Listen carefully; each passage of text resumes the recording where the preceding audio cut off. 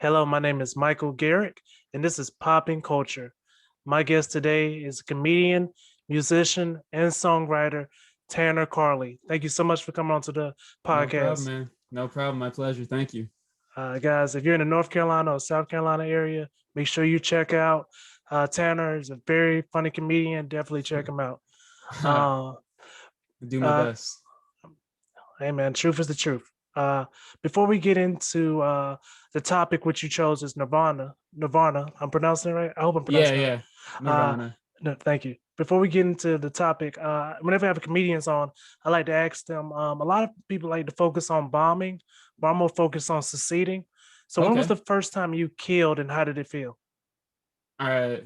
Uh, so oddly enough, the first few times I went up, I feel like it was just a rush of adrenaline, and the first few times I did all right.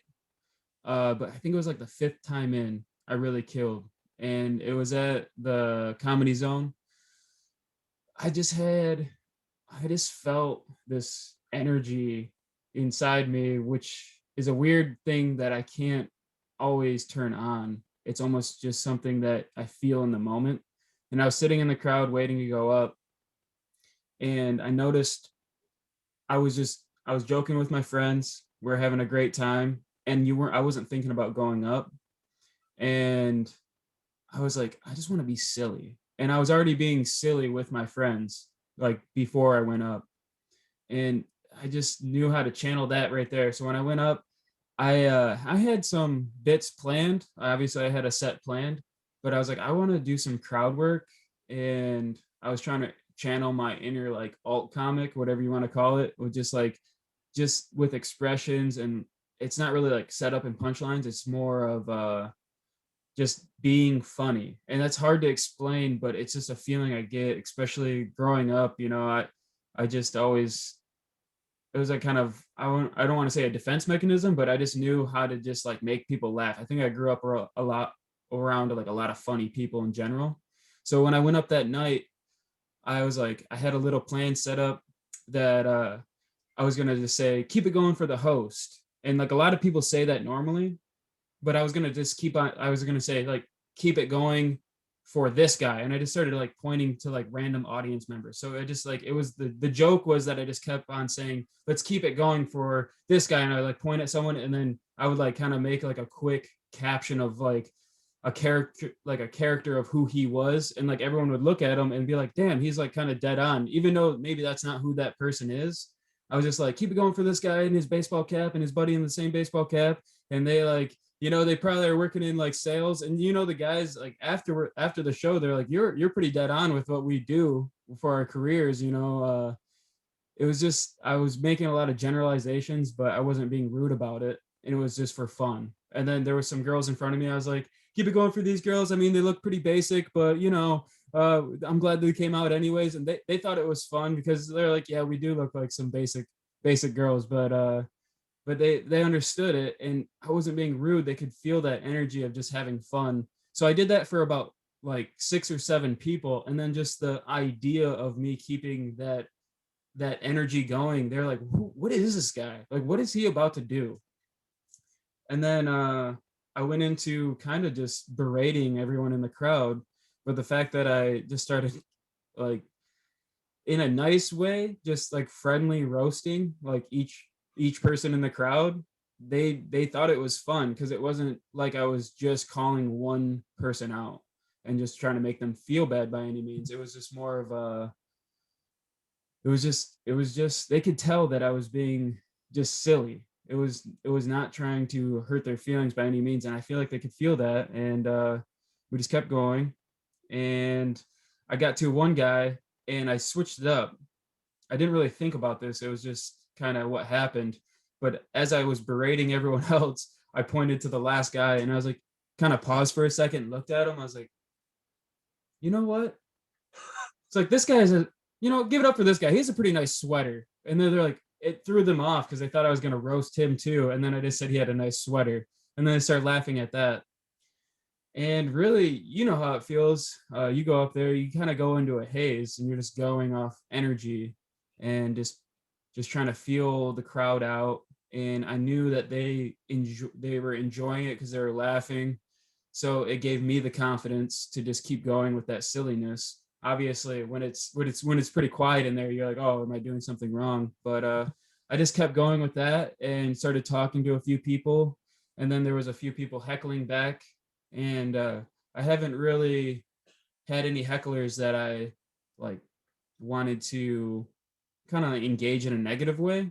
It's been mostly like playful, or I'll just kind of comment on what they say and like I keep moving. Yeah, but that night I feel like I did my best. And then at the end I went into a few bits. They did well also. But I remember getting off stage that night and just thinking like, wow, I don't know how I did that.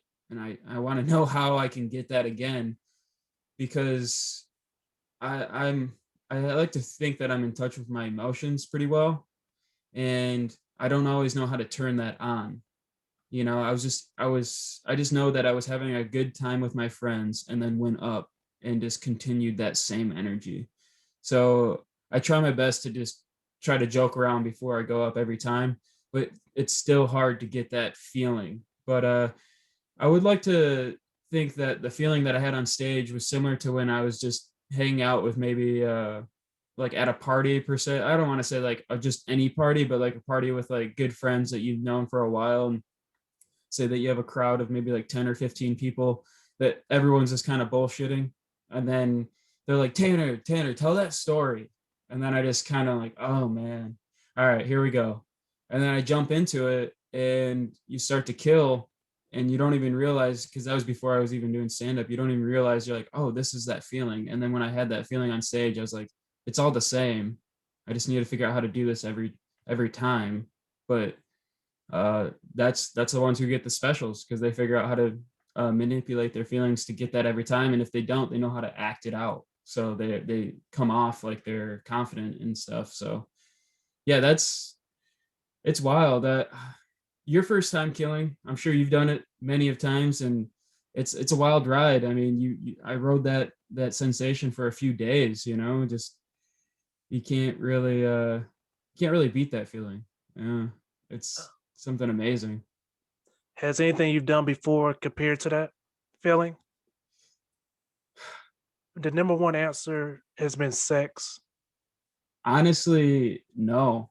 I mean, I've had some great sex, don't get me wrong, but like, that was different because it was the only other times it would be like when I would do just being silly in front of my friends, like just being like killing in front of like a bunch of friends is like the only other time I could really describe. But the fact that I went up stage and intentionally did that, I just felt like it was different. And I'm not gonna lie, on the way to my car, I was walking back on the sidewalk and I was just looking around. It was clear skies. There was a bunch of stars out and a nice like full moon, and just kind of looked up and took a second and just looked around. And I'm from Michigan.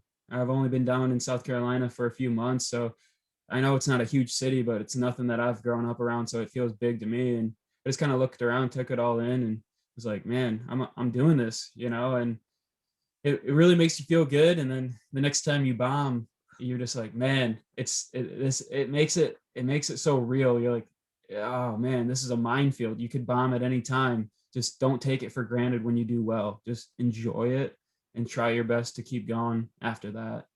But Is yeah, that it's a rush, man. I love it. my man? I love it every time you get on stage, man. I get excited. Oh, Um, really? That's yeah, man. awesome. Yeah, bro. You're like I said, man. Just keep going at it, man. You're really funny, and I'm not just saying that to say it, man. You're funny. I appreciate Um, that. no problem, buddy. Um, so you chose Nirvana. Uh, Yeah. any special reason why?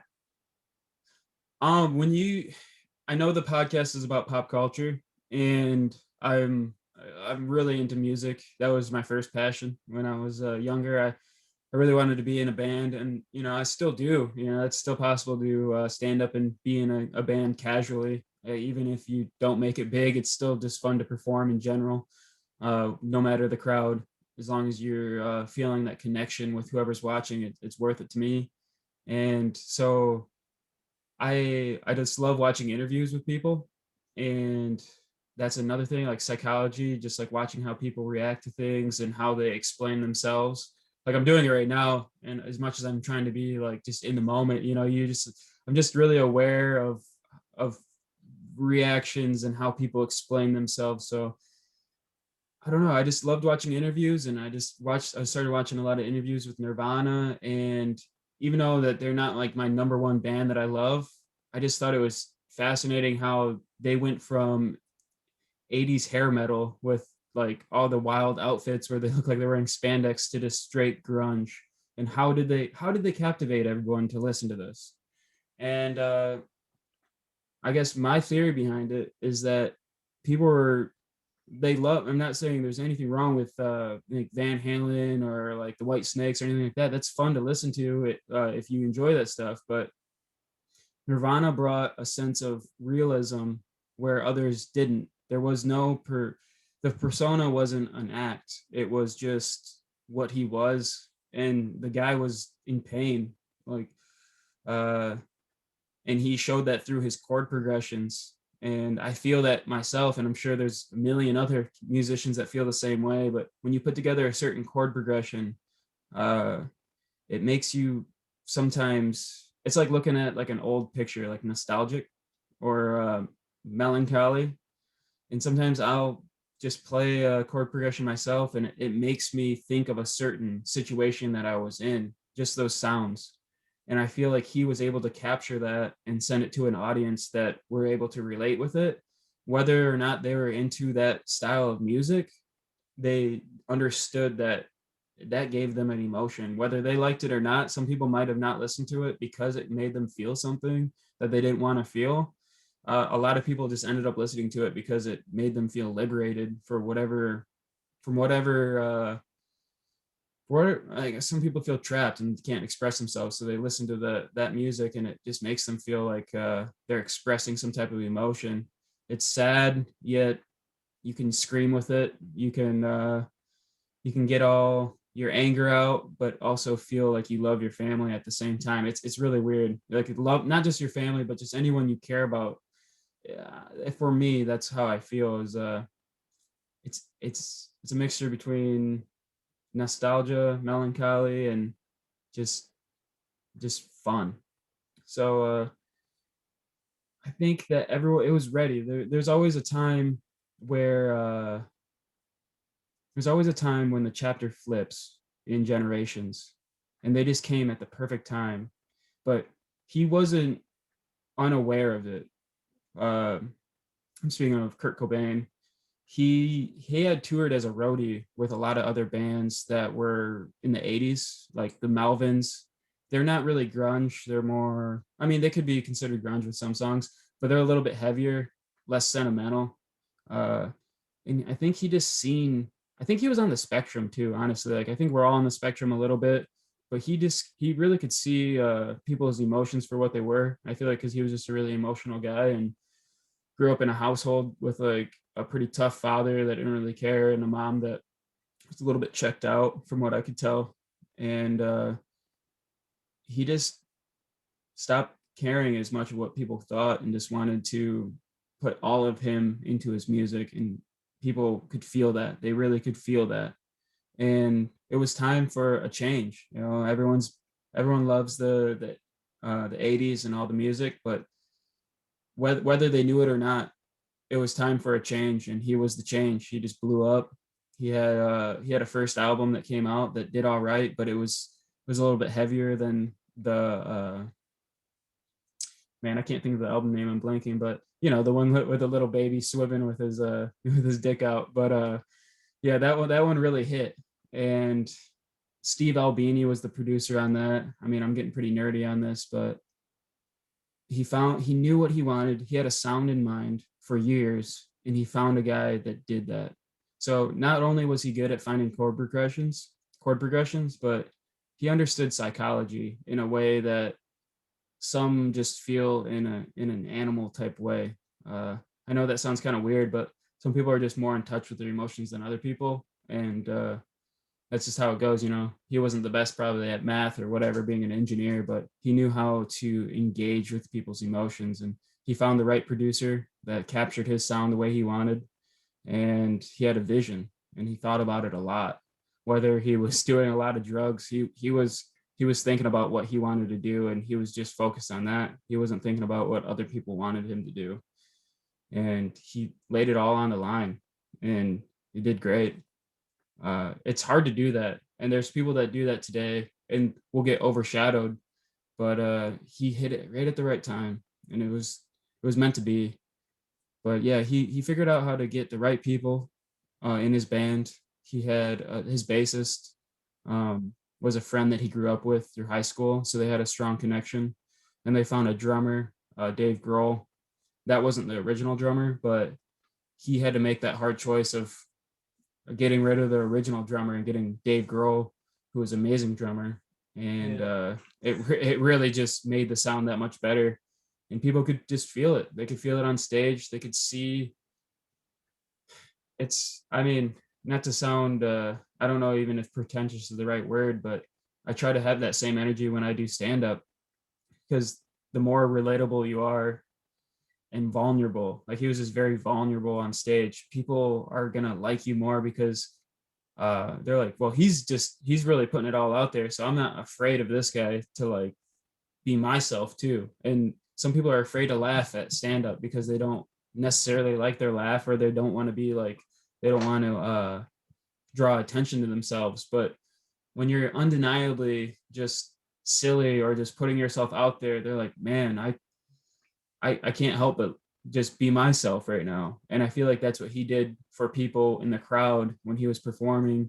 They could just see it in his movements and the way he was just like flailing around. And honestly, at the end, when he would just kind of smash everything, even though that's not the smartest thing to do, because they would have to go find new guitars and new amps like before every concert, he was showing them that he was not playing around. He's not doing this for anything but himself and his band, and the sake of just giving a great performance and the beauty of art. So I think the realism to that really is what made the impact to like the whole Nirvana uh, era. And there's a lot of other bands that did that too, but there's something about the way he performed that people just connected with. So it's a confusing thing to even put into words because our language doesn't describe emotions well enough. So uh yeah, Nirvana, there was there's a few other bands. I'm not great at remembering all the names, but I just know the songs. And there's great rock bands now, there's great rappers that you feel the same emotion from. And those ones really really rise to the top, and whether it's the top of mainstream or the top of like the underground, you're still on the top, and the fans know it. Everyone else will know it, and they can tell when it's just a good beat or it's like actually a great song altogether. So there's a lot to it. But yeah, I think that they revolutionized the sound. And uh honestly, that's the reason why grunge hung around for so long. Eventually it got worn out, but it'll be back around. It'll be back around. People are already using the grunge influences in a lot of different types of music too. But yeah, he didn't stop.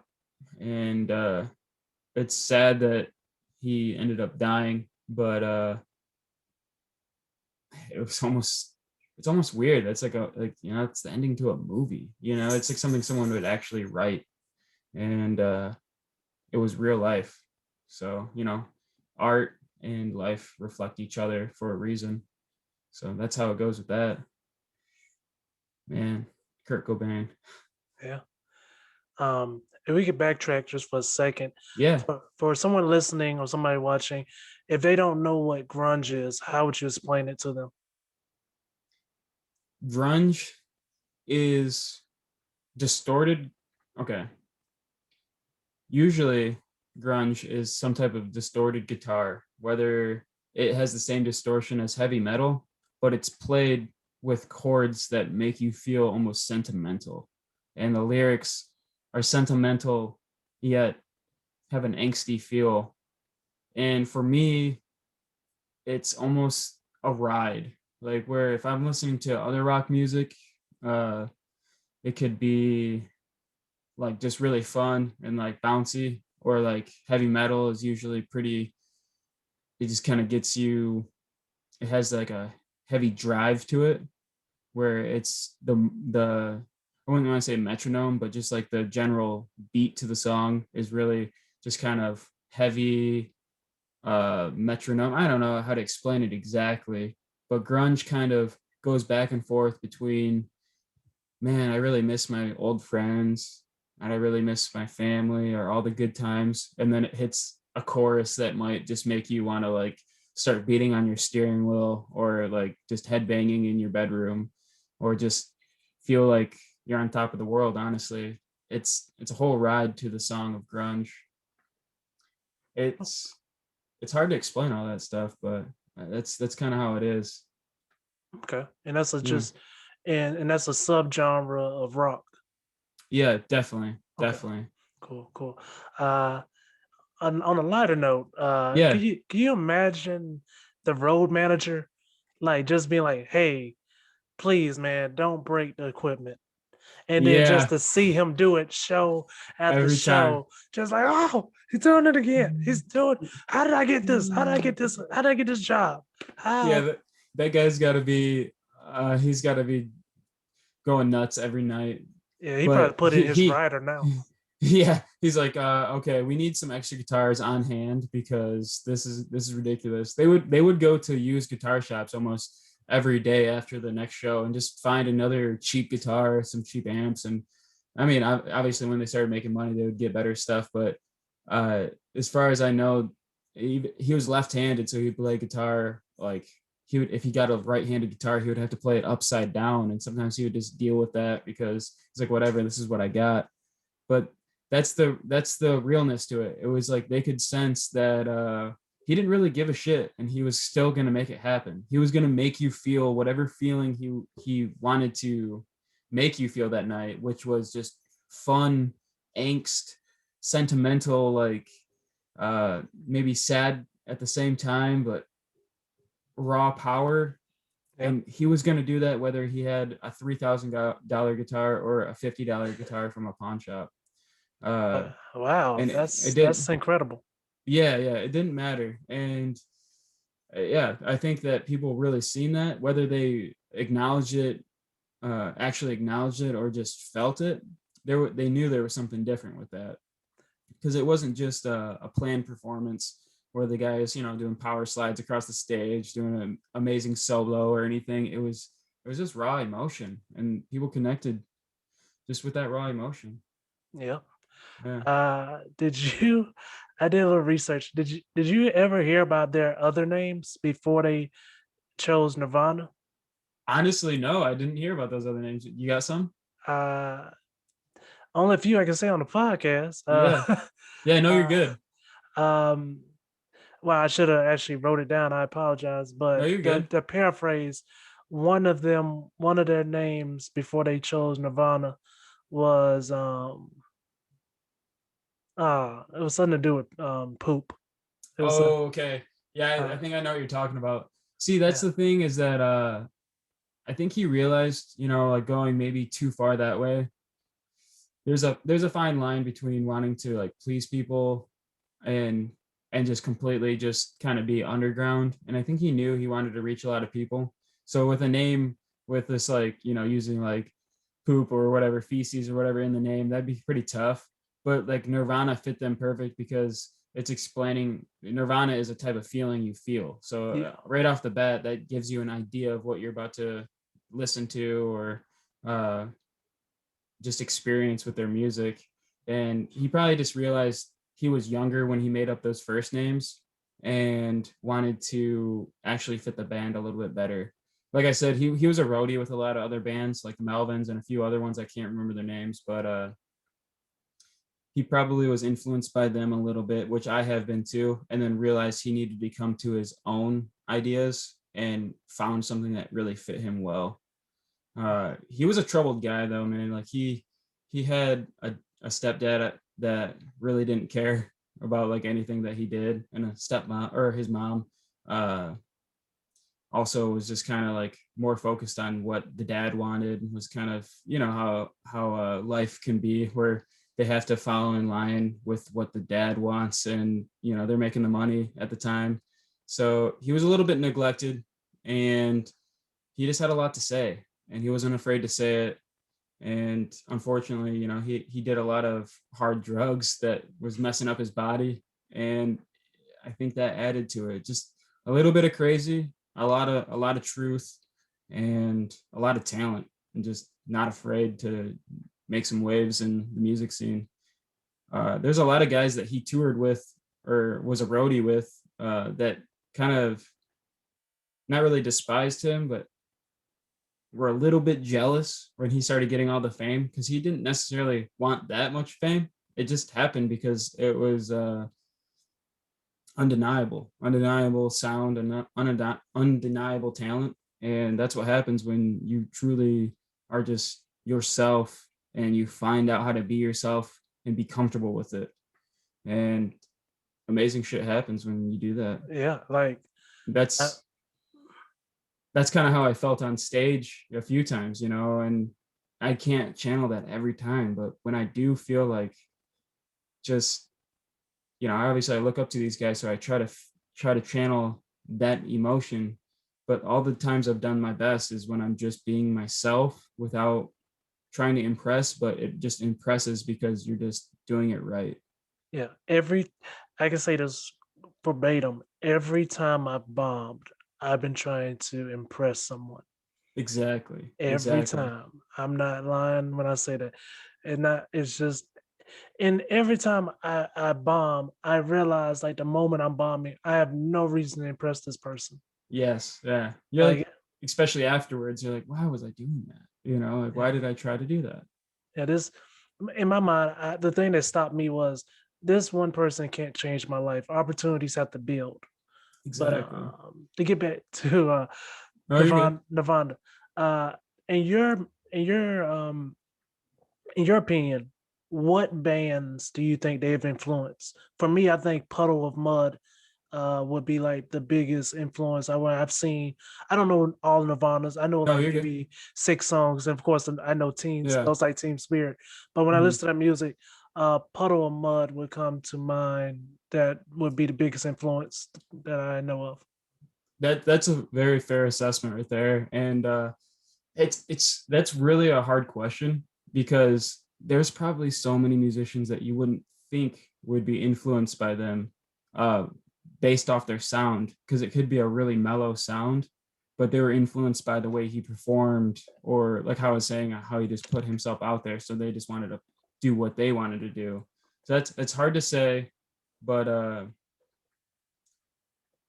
there's a band called Bass Drum of Death, and That's a great name. yeah, it's pretty wild. They're underground, but definitely on the like, I wouldn't even say come up. You know, if you're into that style of music, you know who Bass Drum of Death is. They have some great songs, and you can hear the same similar chord progressions, and just kind of the angsty feel to the solos and stuff. Um, let's think. I mean, pretty much any rock band has been influenced by Nirvana one way or another, whether it's the performance or the way they structure their sound. I know personally I have been like, a lot of the songs that I create start out kind of mellow, and then come the chorus is when I kind of pick it up, where you're like, wow, I didn't expect this about to have like this was going to happen. You know, it's kind of like heavier. Maybe I turn on like a overdrive pedal and get a little bit like a crunchy sound to the chords. But yeah, there's a lot of different bands that have been influenced by them. I mean, Mac DeMarco, he's a pretty mellow guy. I'm not saying he's been influenced by Nirvana, but he is a guy that puts it all out there on stage. And he's one of my favorite musicians just for that reason. And he also has done the same thing that Nirvana has done. He's like transcended his sound, because so many people can see how real he is on stage. And it's also a little bit, I take his realism from on stage, I bring that into my comedy, because he's silly on stage, and he said it's because he's nervous. So he, instead of being nervous and being quiet, he just kind of like acts funny. He's just being funny, and you can't help but laugh. And sometimes he improvises his lyrics just to sound funny. And they don't always play the songs exactly how the recordings are on the album, just for fun. And people enjoy that in the crowd because uh, it feels like they're getting a real experience, not like someone just kind of playing through the rhythm of the song and just like, "Oh, all right, let's move on to the next day," you know? So they're getting a real unique experience, and that's what they want. They want, like, I mean, when I say they, I mean an audience in general. They want to feel like, wow, this was a once in a lifetime thing. Not everyone's going to get this every night. And when you bring that to the table, you're going to get, whether you're a comedian or a musician, if the audience likes it or not, they're going to go home and talk about it. They're going to be like, this was an insane experience I just had. Uh, you need to look this guy up. Just he's just not like anyone else. And I'm sure Mac DeMarco has listened to Nirvana enough to kind of feel that realism. But yeah, there's plenty of musicians that do stuff like that. That's nice. Of course, RIP to him. Yeah, But in theory, if he hadn't, um, died, yeah. what do you think his career would be now? I've thought about that a lot. And as sad as it is, I don't know. It's it's almost a perfect ending to a story. And I hate to say that, but you see a lot of people, there are some people that keep on being prolific, and then there's some people that, he would need to get help. Like, he would have to find help, because if he didn't, he would grow. I feel like he would have grown up kind of like angry still, and that might have not always like shined through in his music the older you get. And if you didn't know how to channel that properly, obviously you want to keep on changing your sound in music, not drastically, but just a little bit different each time. And I almost, personally, not everyone has to feel this way, but personally, I feel like it might have not been as good, because if he stayed angry, that doesn't age well. You kind of like start deteriorating quicker. So if he would have found help, maybe that would change them, because there was a lot of demons in that guy's body and brain, and that's what made him great in the beginning. But there's a lot of people that make it to the top, and it's hard to stay up there because you had 18 years to write your first album, or your first few albums, because you just have all these songs that you just wrote throughout your life. And then once they ask for your third and fourth album, you got a few years to write another 12 songs. So it it's a different energy that is brought to the table. It's a more present energy, not your entire life bringing into the album itself. So if he would have found help and got out of his, like, he was definitely depressed and angry at a lot of stuff that made him great. But also I think it would have started like wearing on, it would wear on anyone, but I think it would start wearing on him. I think maybe uh we would see an unfortunate downfall. But I don't want to say that, but that's kind of what I would expect, unless if he found some real serious help for his mental health, because it wasn't going well, obviously. But yeah, Okay.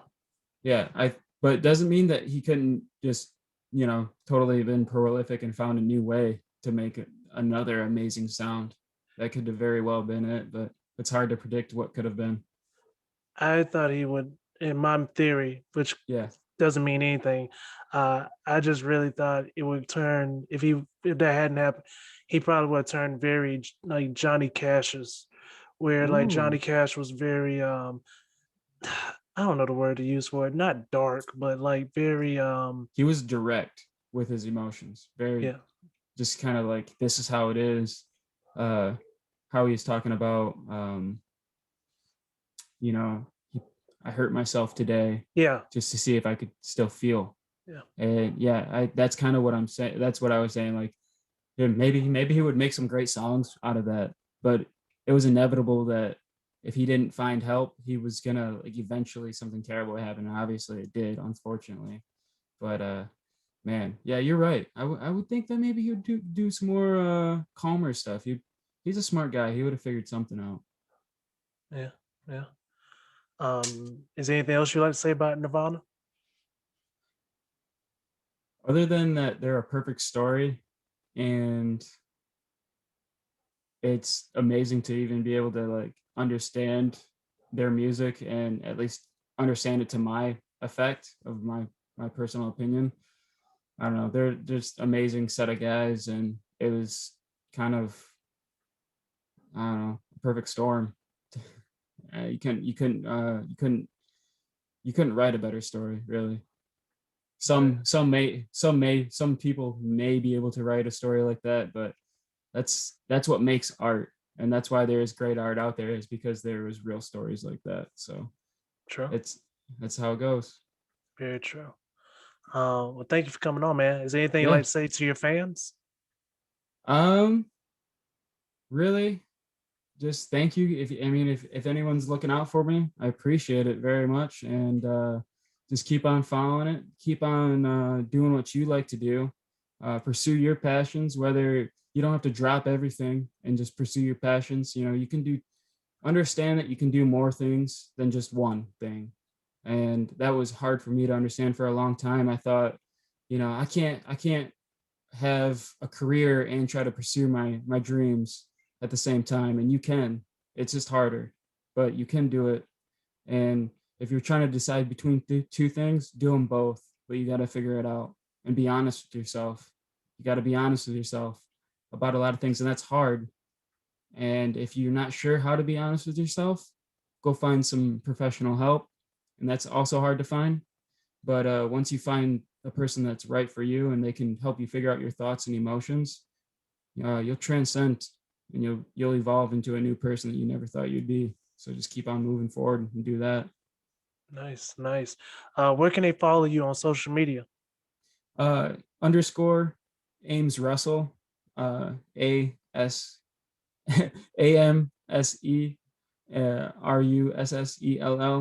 and that's on Instagram. That's really all I got. And I'm not super exciting on Instagram by any means, but I mean, I post some funny stuff here and there. And honestly, just come out to some live shows. Come out to Greenville Comedy Zone. Come out to Habiba's on Monday nights. Come out to the Radio Room. I try my best to get out there. Like I said, I'm trying to pursue two things at once, which is a career and my passion. Um, so I do my best to make it out there as much as I can, but work is very unpredictable sometimes. So you got to go with the flow, and you never know when you need a break, and that happens every once in a while. But when you come back out, it's a great feeling when you miss the stage because you're ready to go. Nice, nice. Yeah. Well, man, thank you so much for coming on to the podcast. And you guys have an amazing day.